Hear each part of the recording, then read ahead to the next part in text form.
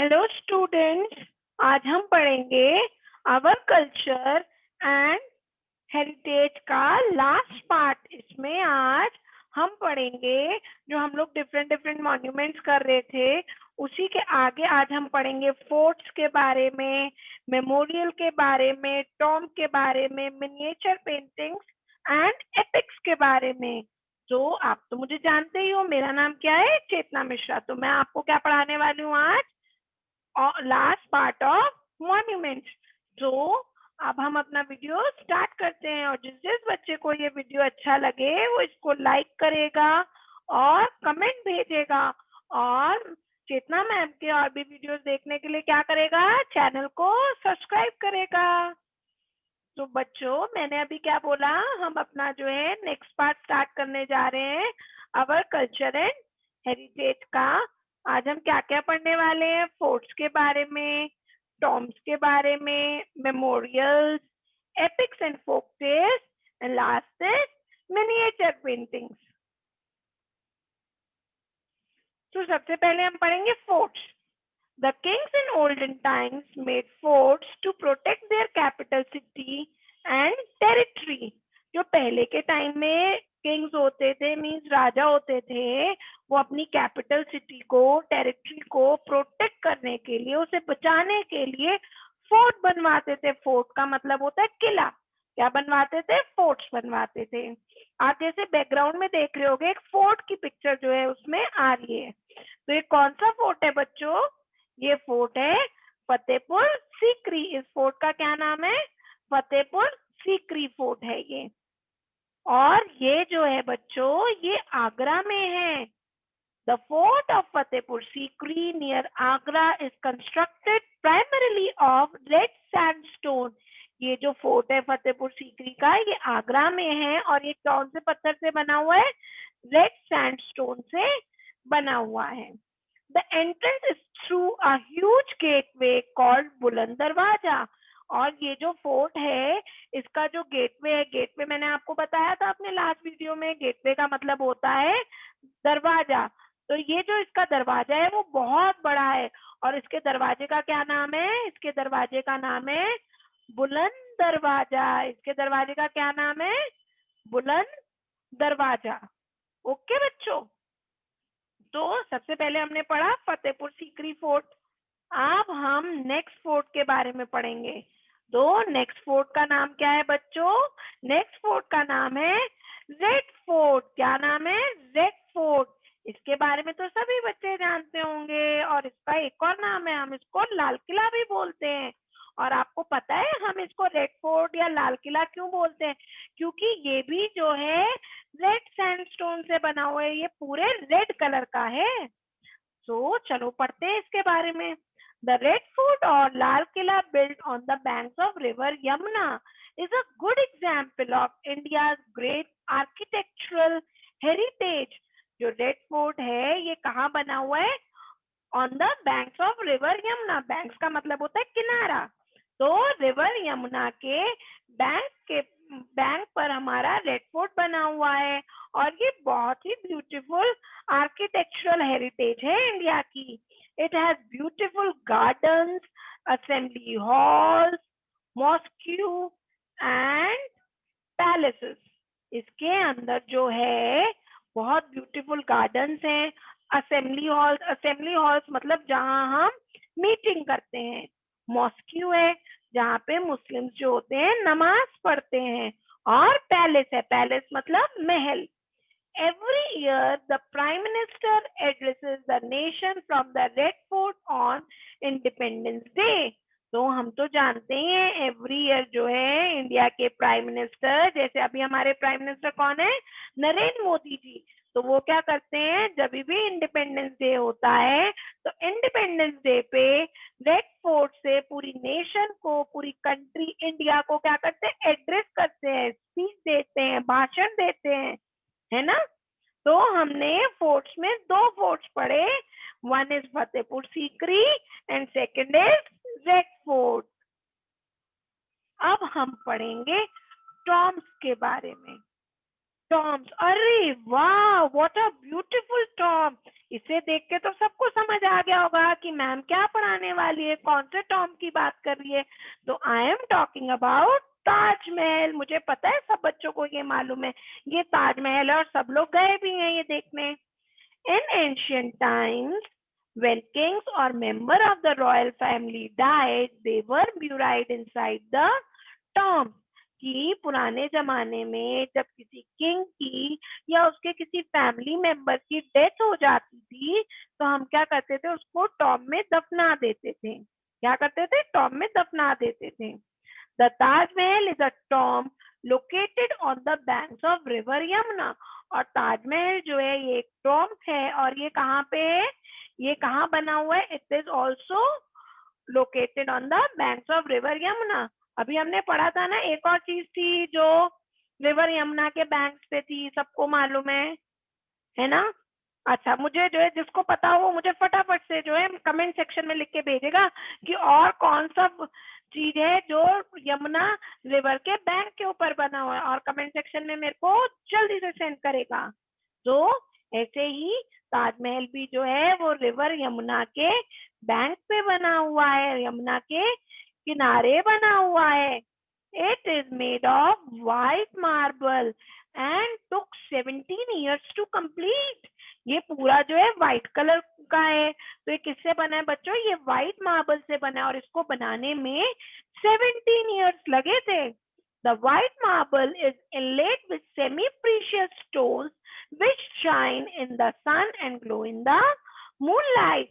जो ये white marble है इसके अंदर सेमी प्रीशियस स्टोन्स भी लगे हैं। सेमी प्रीशियस स्टोन्स हम बोलते हैं जेम्स को, वो लगे हुए हैं जो कि दिन में और रात में जब सूरज निकलता है और जब रात को मूनलाइट होती है तो उसमें शाइन एंड ग्लो करते हैं। The Taj is an architectural marvel and is one of the 7 wonders of the world. जो ताज है, Taj Mahal, it's an architectural Marvel. और आपको पता है ये हमारे 7 वंडर्स ऑफ द वर्ल्ड में भी है, ये हमारे 7 वंडर ऑफ वर्ल्ड में भी है। It attracts tourist from all over the world. और ये जो है एवरी ईयर यहाँ पे बहुत सारे टूरिस्ट आते हैं, इंडिया से ही नहीं आते हैं, अलग अलग कंट्रीज से आते हैं, फॉरेन टूरिस्ट भी आते हैं इसको देखने के लिए एवरी ईयर। और बच्चों आपको मुझे एक बात और बतानी है, आपको मुझे बताना है कि ताजमहल जो है वो कौन सी सिटी में है। ओके, तो आपको मुझे 2 क्वेश्चन का जवाब देना है।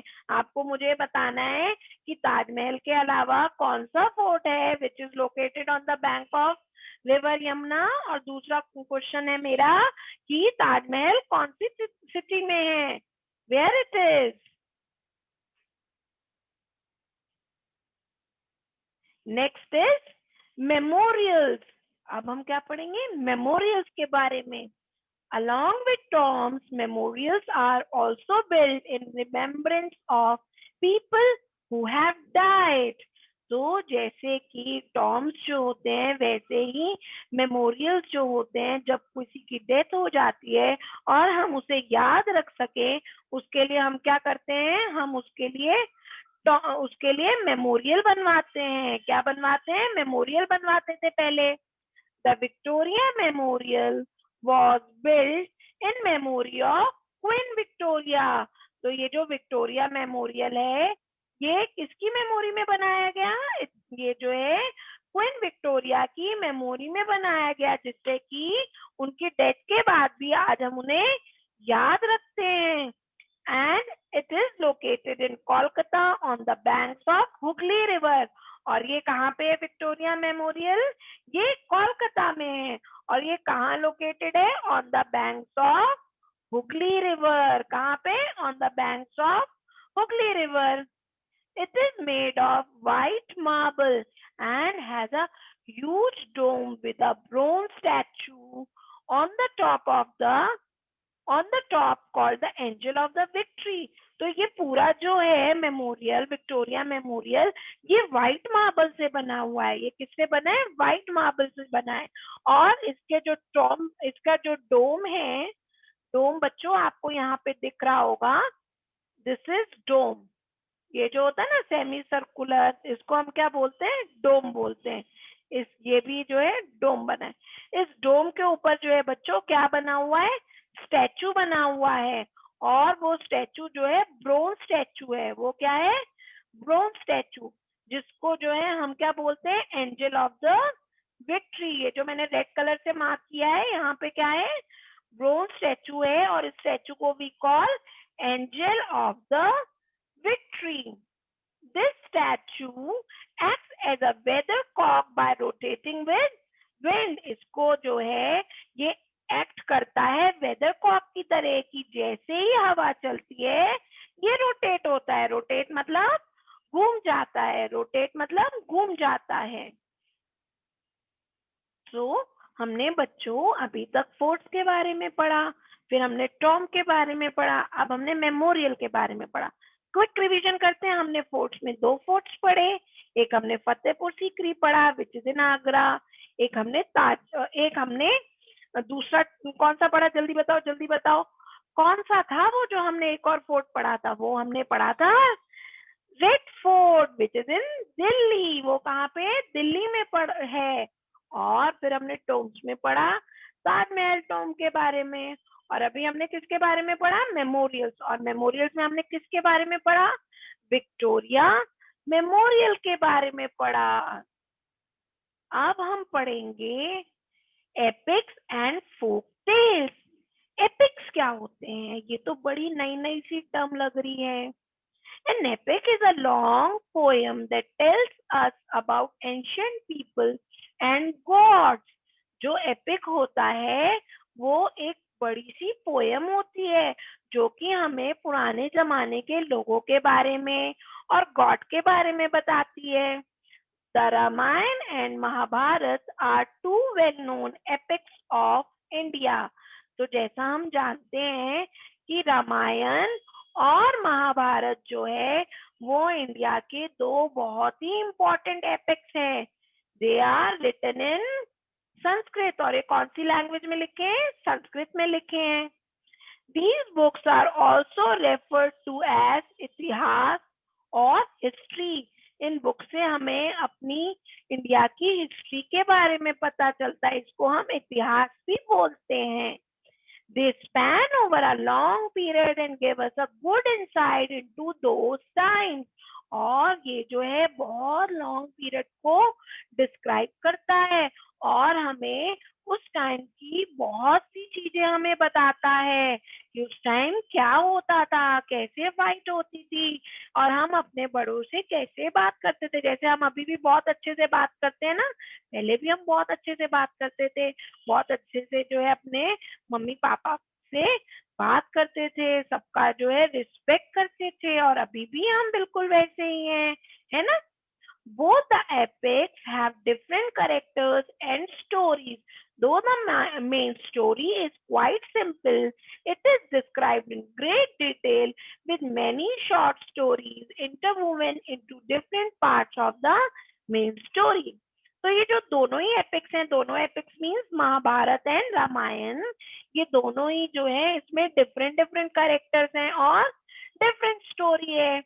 जबकि इनकी जो स्टोरी जो है वो बहुत सिंपल है, बहुत इजी सी है।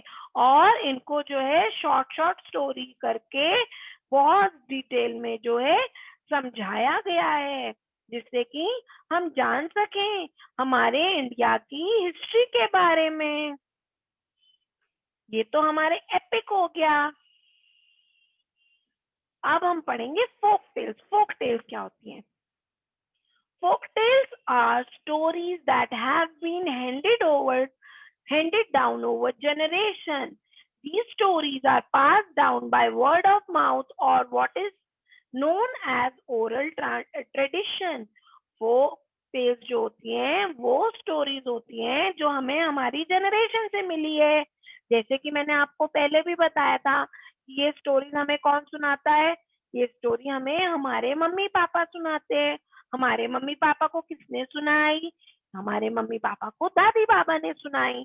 तो ये ऐसी स्टोरीज होती हैं जो वर्ड ऑफ माउथ से पास ऑन होती है। मतलब मैंने जैसे आपको बताया कि हमारे मम्मी पापा को दादी बाबा ने सुनाई, दादी और हमारे मम्मी पापा ने हमको सुनाई, तो इसको क्या बोलते हैं? Word of mouth. और इसको हम ये भी बोलते हैं ओरल ट्रेडिशन। ओके बच्चों, इसको हम क्या बोलते हैं? वर्ड ऑफ माउथ और ओरल ट्रेडिशन। ठीक है। Indian folk tales come from diverse religious, social and cultural backgrounds contributing to their richness। कि इंडियन folk tales जो हैं ये अलग अलग रिलीजियस और रिलीजन से, सोशल से, कल्चरल बैकग्राउंड से हमें मिली हैं। These folk tales are suitable for all ages। इसे तो इन folk tales को कोई भी पढ़ सकता है, बच्चे भी पढ़ सकते हैं और बड़े भी पढ़ सकते हैं। In many folk tales like those from Panchtantra, animals and humans speak and interact with each other, provide good insight into the world of animals and human beings। तो मोस्टली फोक टेल्स कौन सी होती है? जैसे कल हम लोग जटाका tales की बात कर रहे थे, इसमें पंचतंत्रा लिखे, हम पढ़ते हैं ना छोटी छोटी बुक जिसमें जो है एनिमल्स आपस में बात कर रहे होते हैं। इवन कई बार बच्चे क्या करते हैं, पंचतंत्रा भी पढ़ते हैं, और कई मतलब आपने वो भी पढ़ी होगी, चंपक एक मैगजीन आती है छोटे से बच्चों के लिए, जो है स्टोरी बुक आती है जिसमें जो है एनिमल्स जो है आपस में बात कर रहे होते हैं। ठीक है, तो वो सब जो है ये हमें उनके बारे में बताता है कि एनिमल्स की जो लाइफ थी वो कैसी थी, ह्यूमन बीइंग की लाइफ, हम लोगों की लाइफ कैसी थी। All the stories carry morals and values. और ये जो स्टोरीज होती हैं इनमें क्या होते हैं? मॉरल्स होती हैं, वैल्यूज होती हैं, जो हमें कुछ अच्छी चीजें सिखाती हैं। हमें जो है इनसे बहुत अच्छी अच्छी चीजें जो है सीखने को मिलती हैं। जैसे कि हमने एक स्टोरी से एक बार पढ़ा था जिसका मॉरल था, all glitters are not gold. जिसका मतलब होता है हर चमकती हुई चीज सोना नहीं होती है। तो ये एक मॉरल था। ठीक है, तो ये हमें क्या मिला? मॉरल मिला कि कोई भी चीज अगर चमक रही है, अगर कोई हमें बहुत अच्छा लग रहा है, तो जरूरी नहीं है कि वो अच्छा हो। ओके, तो ये हमारी फोक टेल्स थी। And last is miniature painting. आप इसकी बैकग्राउंड में भी देख रहे होगे, एक पेंटिंग बनी हुई है। ये जो मैंने आपके साथ जो स्लाइड जो है मैं आपके साथ शेयर कर रही हूँ, इसमें एक मिनिएचर पेंटिंग आ रही है। The Mughal popularise the art of miniature painting. जो मुगल्स थे उन्होंने जो है मिनिएचर पेंटिंग को फेमस किया था, उसको पॉपुलराइज किया था। क्या किया था? पॉपुलराइज किया था। The themes of this miniature और small version of paintings are court, battle scenes, landscapes and stories from Ramayana and Mahabharata. इसका मतलब है कि इसकी जो थीम होती थी या ये जो पेंटिंग होती थी, उस पेंटिंग में क्या बना होता था? या तो कोर्ट सीन बना होता था, या फिर बैटल सीन, बैटल मतलब फाइटिंग सीन होता था, है ना, लैंडस्केप्स होते थे, या फिर रामायण की और महाभारत की स्टोरीज होती थी। ओके बच्चों, और इसे किसने पॉपुलराइज किया था? इसको मुगल्स ने पॉपुलराइज किया था। तो बच्चों आज हमने जो है क्या क्या चीजें पढ़ी? हमने आज क्या क्या चीजें पढ़ी बच्चों? आज हमने सबसे पहले पढ़ा फोर्ट्स। सबसे पहले पढ़ा फोर्ट्स। फोर्ट्स में हमने फतेहपुर सीकरी और रेड फोर्ट के बारे में पढ़ा। उसके बाद हमने टॉप में ताजमहल के बारे में पढ़ा। आपको मुझे बताना है कि ताजमहल जो है कौन सी सिटी में। ओके, फिर हमने पढ़ा मेमोरियल, और हमने कौन से मेमोरियल के बारे में पढ़ा? Victoria memorial. Then epics and folk tales. Epics क्या होते हैं? लॉन्ग पोएम होती हैं। और फोक टेल्स क्या होती हैं? जो कि हमें हमें वर्ड ऑफ माउथ से सुनने को मिलती हैं, जो हमें हमारे दादी बाबा या मम्मी पापा ने सुनाई हैं वो। और लास्ट में हमने पढ़ा मिनिएचर पेंटिंग, जिसको किसने फेमस किया था? मुगल्स ने। तो अभी तक हमने जितने भी मॉन्यूमेंट्स हैं, जितने भी हमारे हेरिटेज में चीजें हैं, अभी वो पढ़ी हैं। मुझे लगता है ये वीडियो तो सब बच्चों को बहुत अच्छे से समझ में आया होगा, बहुत मजा आई होगी इसे पढ़ के। अब हम अपने नेक्स्ट वीडियो में बच्चों पढ़ेंगे नेशनल फेस्टिवल्स के बारे में, इंडिया के रिलीजियस फेस्टिवल्स के बारे में, और हार्वेस्ट फेस्टिवल्स के बारे में। ओके, तब तक इसको अच्छे से पढ़ना और फिर मैं पूछूंगी नेक्स्ट टाइम अपने वीडियो में आप लोगों से क्वेश्चन। ओके बच्चों, बाय बच्चों, take care, love you to all.